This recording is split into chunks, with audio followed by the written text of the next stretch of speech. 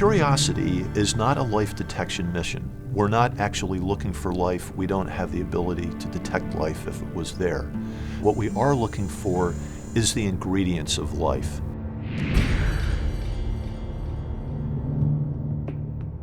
The Mars Science Laboratory takes this Curiosity rover with this incredible set of payload instruments to figure out if Mars ever could have supported microbial life.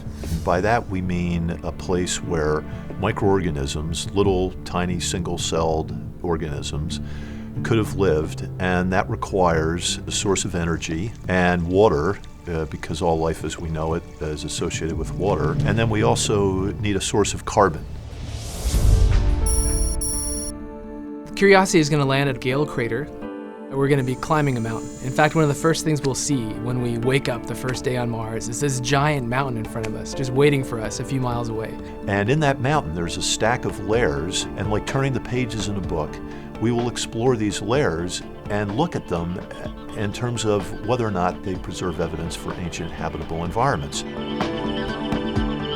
So you can think of Spirit and Opportunity as robotic geologists.